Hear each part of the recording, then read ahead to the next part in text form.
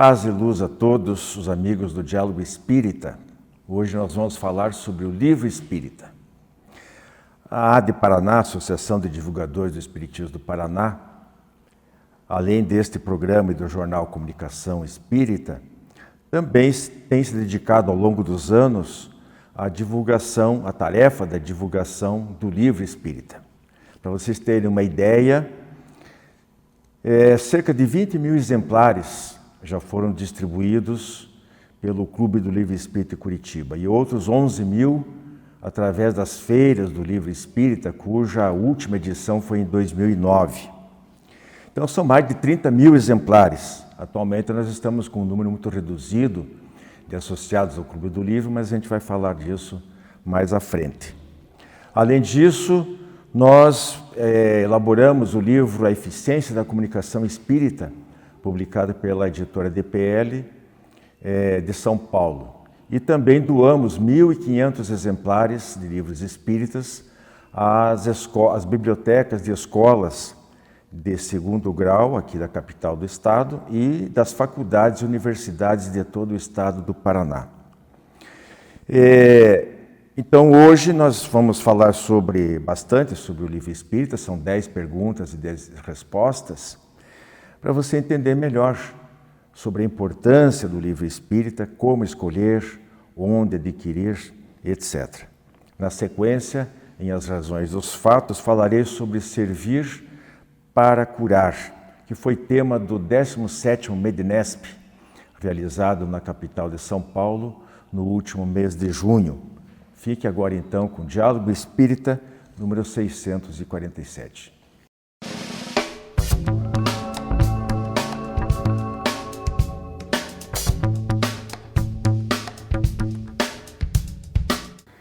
Caríssimos amigos, nosso perguntas e respostas de hoje, nós vamos falar sobre o livro Espírita, evidentemente.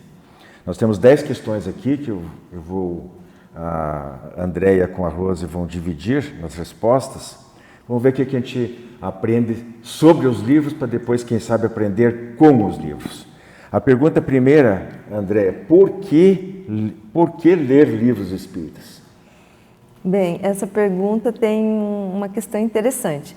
Nós lemos livros espíritas porque nós temos amor pela doutrina espírita. Esse é um ponto bastante importante. Mas, além disso, nós entendemos também que todas essas obras espíritas que foram codificadas por Allan Kardec seguem um princípio científico. Então, quando Allan Kardec começou a estudar, levantar todas as informações para a publicação de todos os livros que formam a base, da doutrina, ele se baseou em 4 caminhos científicos, que é a observação dos fatos, desses fatos que estavam surgindo, como explicar esses fatos, a análise e comparação desses fatos, a formulação das leis e a aplicação e consequências de todo esse caminho científico. Então, quando nós estamos lendo os livros espíritas, para além do conhecimento da doutrina que é filosófica, científica e tem dados religiosos, nós estamos entrando num universo do autoconhecimento. Nós estamos aprendendo sobre as leis morais, as leis divinas. Nós estamos entendendo a relação de nós, seres encarnados, aqui no plano terrestre, em comunicação com os espíritos. Nós estamos entendendo toda a parte que rege, enfim, N caminhos que entendemos serem científicos, verdadeiros e lógicos. Então, por que nós lemos um livro espírita? Porque ele nos dá explicação lógica para os eventos da vida. Por que existe o sofrimento? Por que nós estamos aqui? Todas as causas. Não há, que eu saiba, me ajudem, outros livros que possam explicar dessa maneira tão perfeita. Rose, qual deles é recomendado ler primeiro? Por quê? É uma questão interessante. Por quê? Porque muitas pessoas chegam à busca, em busca dos centros espíritas, buscando conhecimento doutrinário, movimentadas pela dor, pela perda de um ente querido, por problemas pessoais, e buscam no Espiritismo a feição de consolador. Essas pessoas normalmente começam pelo Evangelho segundo o Espiritismo, porque estão em busca de consolo. E ele desenvolve um dos aspectos importantes da doutrina. Entretanto, filosoficamente, o Livro dos Espíritos resume e traz todo o arcabouço filosófico e doutrinário da doutrina. Eu não diria que em todos os casos ele deve ser lido primeiro, não. Mas com certeza ele deve ser estudado primeiro. Eu aconselho as pessoas que não conhecem nada da doutrina ainda, não tem só noção assim superficial, a lerem o que é o Espiritismo.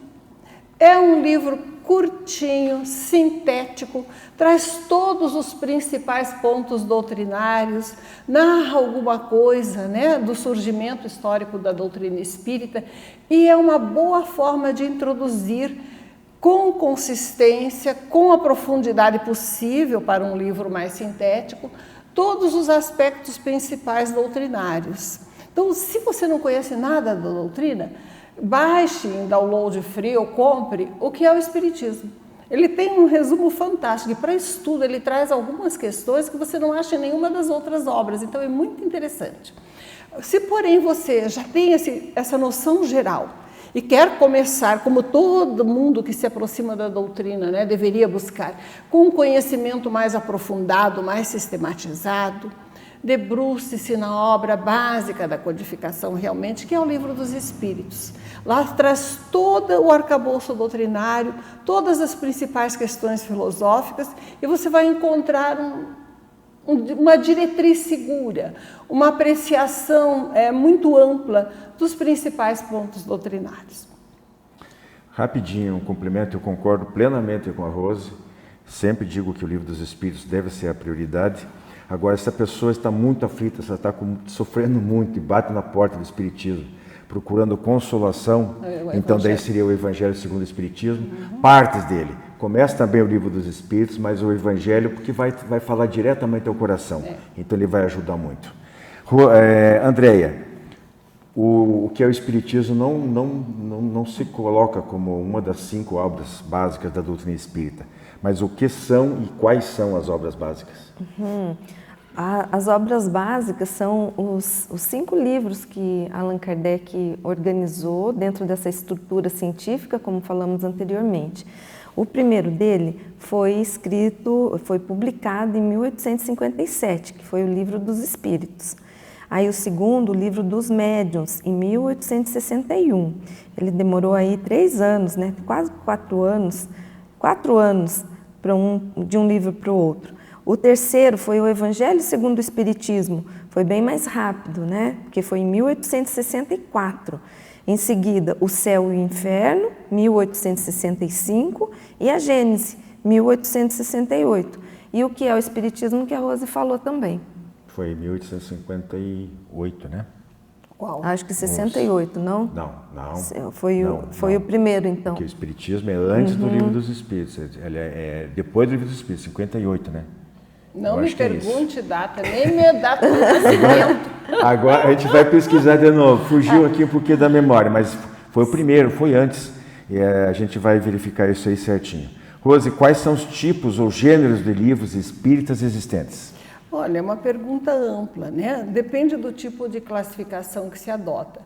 Para meu uso, né? O que eu faço na classificação do Livro dos Espíritos? Nós temos as obras básicas, em primeiro lugar, que são as codificadas por Allan Kardec e constituem o arcabouço doutrinário. Complementares a elas, temos as outras obras escritas por Kardec, principalmente, que também destacam pontos doutrinários, como o que é o Espiritismo, e que visam a esclarecer os pontos fundamentais da doutrina, que são a base. Depois disso, nós temos livros por comunicação mediúnica, como os do Chico Xavier, por exemplo, do Divaldo Franco, que trazem muitas outras revelações que de alguma forma se incorporaram ao dia a dia dos nossos centros espíritas, desenvolvem melhor alguns aspectos, mas que não constituem realmente parte das obras básicas doutrinárias, são complementares. Temos vários estudiosos, filósofos contemporâneos de Kardec, inclusive, como Delany e tantos outros, né, Denis, que de alguma forma são subsidiários e contemporâneos das obras básicas e precisam ser estudados. Então nós temos livros filosóficos doutrinários e temos também romances espíritas que muitas vezes trazem de alguma forma a visão das próprias pessoas, a visão dos espíritos sobre alguns aspectos e que nem sempre, né, refletem com fidelidade sequer os princípios doutrinários. Então, podem ser lidos, alguns são muito interessantes, mas devem sempre ser analisados com os critérios recomendados por Kardec em confronto com as obras doutrinárias. Acrescentando aqui, do ponto de vista das editoras, né, os livros são classificados, isso é praticamente geral, né? Segmentos religiosos, outros inclusive. São realmente livros doutrinários, como ela falou, científicos, filosóficos, romances, contos, dissertações, livros de mensagens, infanto-juvenis, biografias. Então são os gêneros comuns normais, que a gente vê nos catálogos das editoras. A pergunta número 5. Devemos dar preferência aos livros mediúnicos? Por quê? Aí a pergunta é sim ou não e por quê? Bem, eu acredito que a gente pode dar preferência aos livros básicos da doutrina e, em seguida, a gente complementa com esses livros que trazem as informações mediúnicas. A base é muito importante. Se eu não tenho a base formada, eu vou ler um romance, por exemplo, que traz um evento mediúnico, eu não vou entender de onde veio, como que funciona, por que é daquele jeito ou não, qual é o fenômeno em si, o que foi estudado sobre aquele fenômeno. Então a gente não pode muito se afastar do Pentateuco, que são as 5 obras básicas. Eu posso sim, como parte do meu estudo, aprimorar e aprofundar por meio das obras mediúnicas, que são excelentes. Como nós já falamos aqui, são várias categorias e temos uma quantidade imensa de obras mediúnicas maravilhosas que podemos nos abastecer, né, filosoficamente falando. Nós temos um problema no nosso movimento. Muita gente, por falta de conhecimento, por falta de se aprofundar, de pegar gosto pelo estudo, essas pessoas ficam muito dependentes de livros mediúnicos. Então elas só acreditam, dão valor a livros que aparece lá, psicografado de fulano para fulano. Por mais respeitável que seja o médium, fosse Divaldo Pereira Franco, Francisco Xavier e tantos outros autores médiums, né, psicógrafos, o fato é que não deve haver essa dependência. Existe muita produção, muito trabalho de pessoas encarnadas ou que já desencarnaram, mas escreveram os livros em vida, né? Inclusive de grandes prosseguidores da tarefa de Kardec. E que esses livros são verdadeiras preciosidades. Então nós temos que sempre com bastante atenção, com bastante lógica, com bastante bom senso, examinar aquilo, igual Paulo diz, examinar tudo retende o que é bom. Nós vamos para um rápido intervalo e voltamos em seguida com as demais 5 perguntas. Prezados amigos, estamos de volta com o nosso Perguntas e Respostas de hoje, falando sobre livro espírita. E a questão 6 que eu proponho aqui para a Rosa é o seguinte: há alguma restrição em se ler outros livros espiritualistas ou mesmo de outras religiões? Deus nos livre, já imaginou o index da Igreja Católica nos centros espíritas, né? Nem pensar. Leia, observe, analise tudo. Como disse São Paulo, né? Reprisando o Wilson, retende o que é bom. Analise observando com os critérios de Kardec. O que nós temos, né, de mais perigoso nesse ponto, se a pessoa não tiver o conhecimento doutrinário fundamentado no estudo das obras básicas? Ela aceitar como pretensas verdades religiosas, né, divulgações que são opinião particular do autor, quer espiritual, quer encarnado, e isso é um risco. Nós temos também os 4 Evangelhos de Rusteng, por exemplo, que muitos aceitam como uma obra doutrinária verídica e que Kardec, já no seu tempo na Revista Espírita, analisou com muito critério, né, como sendo incompatível com os princípios doutrinários. Temos também, por exemplo, obras de Ramatiz, que alguns centros seguem, que respeitamos aqueles que os seguem, mas que não combinam com os princípios básicos da doutrina espírita. Pietro Baldi tem muita coisa interessante, algumas coisas que também não estão em perfeita harmonia. Então, esse critério só se adquire lendo de tudo, mas estudando as obras básicas primeiro. Esse é o nosso conselho. A 7. Os romances espíritas sempre contam histórias verdadeiras? Nem sempre. Às vezes, tem autores que se baseiam em fatos reais e aí fantasiam, não é? Criam um enredo em cima de algum fato e desenvolvem uma história. Tem um ponto positivo, porque muitas pessoas começam a buscar as informações do Espiritismo por esses romances. Então, sabemos que ele tem, alcança, né? Assim como as novelas que tratam de histórias românticas ou espíritas, não é? Então, atrai o público, traz curiosidade e essa pessoa muitas vezes vai buscar a doutrina. Então, não temos nada contra essas obras que não são totalmente baseadas em mas não reais. pode levar muito a sério, literalmente. Exato. Achar que aquilo aconteceu daquele jeito, que é assim do jeito... Porque às vezes, até por uma questão literária, tem que dar aquele floreio, dar uma qualidade literária, que às vezes uma história muito crua, muito seca, né? Só sobre fatos, talvez não daí tira até aquela qualidade de... Porque as editoras também precisam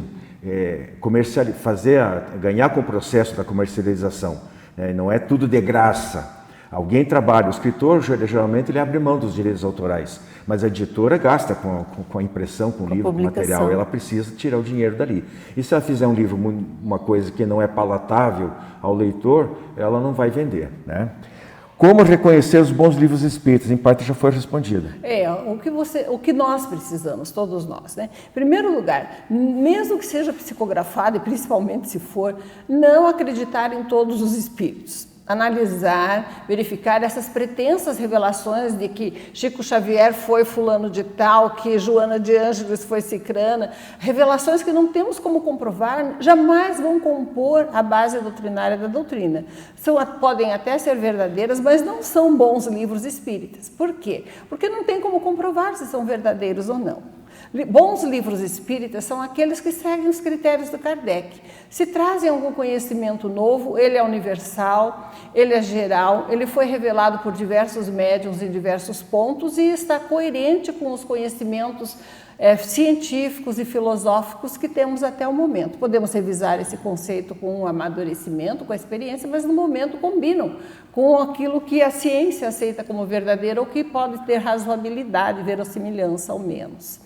Então, o bom livro espírita é aquele que atinge a sua meta, consola, esclarece, está dentro dos critérios de Kardec e, principalmente, não traz revelações inoportunas que muitas vezes não trazem nenhum bem para a criatura e ainda trazem discussão, especulação desnecessária em torno de assuntos que não são relevantes para a reforma moral, para o progresso do espírito. Bom livro espírita é aquele que te ajuda a se tornar melhor, a ter mais alegria de viver, a ampliar seu raciocínio, seu poder de análise e a amar. Andréia, ler livros espíritas, né, está subentendido, substitui a frequência aos centros espíritas? De maneira alguma. A presença no centro espírita ela é essencial, porque você está interagindo com um humano. Você está lá fazendo amizade, participando de grupos de estudo, participando de ações voluntárias para o bem, que é um princípio fundamental da doutrina, aprendendo a lidar, ter paciência, desenvolver o comportamento moral, enfim, N possibilidades quando nós estamos presentes na casa espírita. É como estarmos dentro da nossa própria família. Temos pessoas que temos mais afinidades, outras nem tanto, precisamos lidar com todas, precisamos ter paciência, precisamos aprender a aceitar as dificuldades, ser indulgente com os outros, não julgar e assim vai. A teoria, o livro, ele apenas é uma das fontes, um dos caminhos, né? Através dos quais nós podemos entrar em contato com a doutrina espírita. Então, ele é muito valioso, a gente aprende muita coisa, mas só isso não basta. Primeiro que a Casa Espírita, como ela colocou, oferece os cursos em grupos, estudos em grupos, tem as palestras e tem a parte prática do trabalho propriamente dito. Então é um pouquinho diferente. O livro não substitui de modo algum a frequência ao centro espírita. Eu gostaria de ressaltar que em 15 segundos que o livro não substitui a frequência ao centro, mas muito menos a frequência ao centro substitui o estudo pessoal do livro dos espíritos. Exato. Ela falou livro dos espíritos, não falou só livros, não falou livros espíritas. Então ela especificou o que está muito correto. E a pergunta que é a última eu faço para mim mesmo: onde comprar livros espíritas? Bom, pessoal, eu acho que não é fácil de deduzir, né? Boas livrarias, muitas livrarias, as grandes livrarias, elas têm às vezes seções de livros espíritas, até naquelas livrarias do aeroporto você encontra, aqui em Guarulhos, no Rio de Janeiro, acho que onde estiver. Mas tem que procurar, a internet ajuda muito, né? Você pode adquirir diretamente, às vezes, das editoras, através do Mercado Livre, todo mundo vende livro espírita. E nós aqui em Curitiba temos a livraria o Mundo Espírita, funciona virtualmente, né? Atualmente, não tem mais espaço físico. E nós temos o Clube do Livro, estamos informando, né? Na sede da Federação Espírita Paraná. E antes de encerrar aqui, nos informaram aqui que o que é o Espiritismo foi publicado em 1859, 2 anos depois do lançamento do Livro dos Espíritos. E nós temos aqui em Curitiba, voltando, o Clube do Livro Espírita de Curitiba. Quase 30 anos de funcionamento.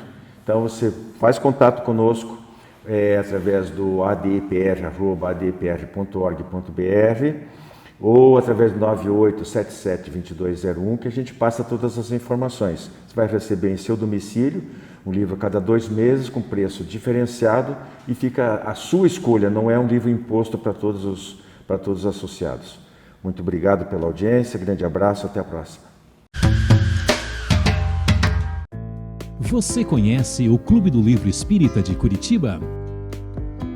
Com ele, você tem descontos de até 60% no preço de capa. E a cada 2 meses, recebe 1 ou mais livros em seu endereço. Associe-se e tenha o melhor da literatura espírita em sua casa e ainda ganhe uma assinatura do jornal Comunicação Espírita durante o período de 1 ano. Clube do Livro Espírita de Curitiba. Associe-se e contribua para a manutenção do programa Diálogo Espírita.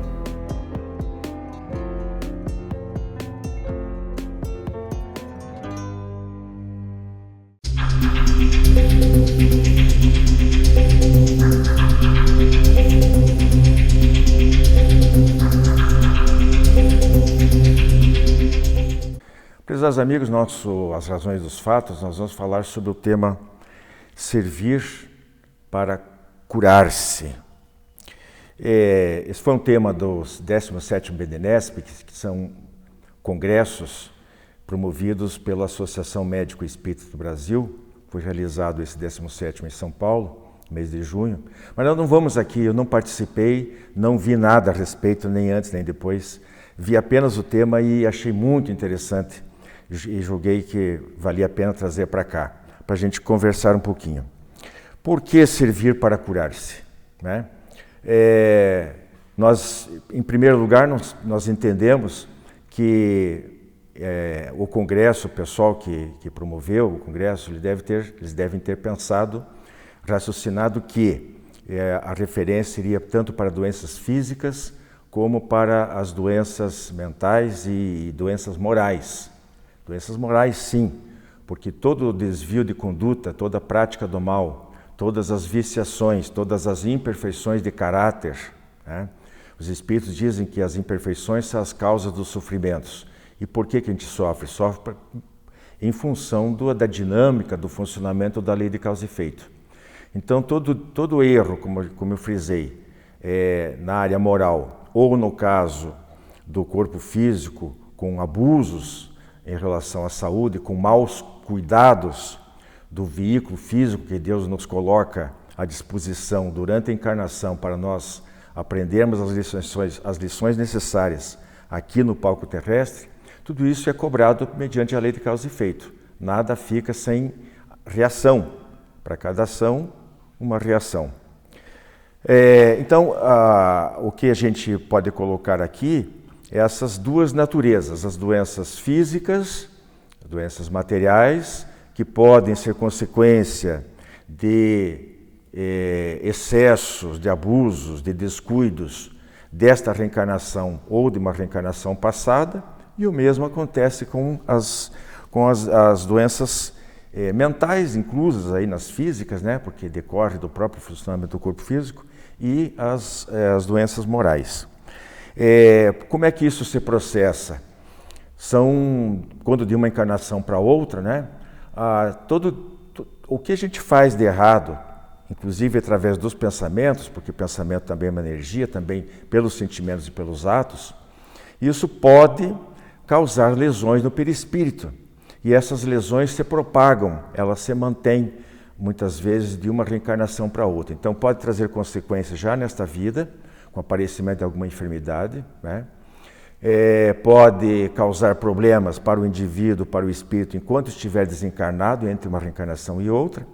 E quando ele retornar, esse perispírito lesado tende a fazer com que essas lesões, esses desequilíbrios, se transmigrem para o corpo físico, né? Então essa é a mecânica. Em relação às leis morais, como disse, através de pensamentos, sentimentos e atos, também fica tudo registrado na nossa memória, no nosso cérebro, e isso a gente vai ter que dar conta um dia.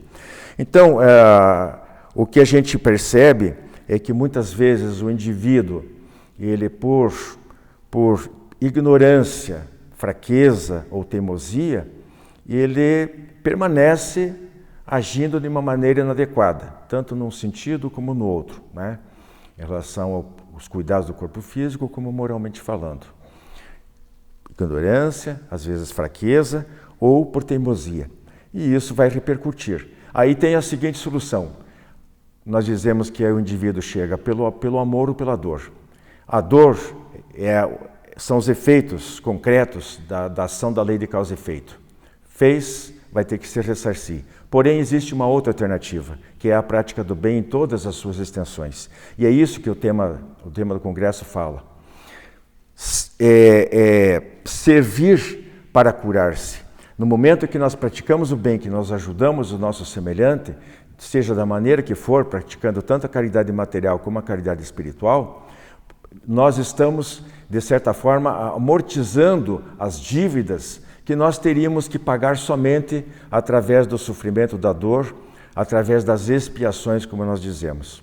Então, esse servir é uma maneira de nos desprendermos, primeiro porque nos abrimos mais, rompemos com algumas amarras do egoísmo.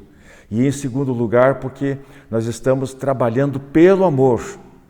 E com isso nós vamos lá para a nossa planilha contábil e vamos amortizando dívidas pela prática do bem. E isso faz com que muito sofrimento possa ser evitado.